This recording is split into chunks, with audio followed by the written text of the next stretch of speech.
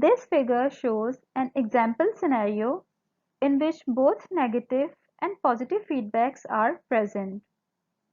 It depicts the pumping effectiveness of the heart, showing that the heart of a healthy human being pumps about 5 liters of blood per minute.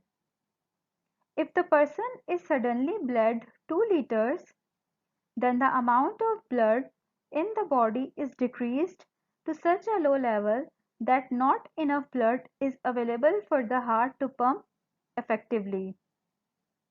As a result, the arterial pressure falls, and the flow of blood to the heart muscle through the coronary vessels reduces. This results in weakening of the heart, which further reduces pumping. A further decrease in coronary blood flow causes more weakness of the heart. The cycle repeats itself again and again until death occurs. Note that each cycle in the feedback results in further weakening of the heart. In other words, the initiating stimulus causes more of the same, which is positive feedback.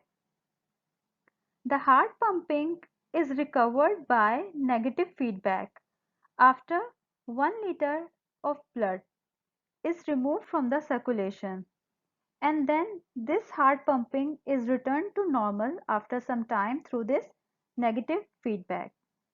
So, death is caused by positive feedback when 2 liters of blood is removed, and recovery is caused by negative feedback after 1 liter of blood is removed from the circulation. This example suggests some important differences between negative and positive feedback systems.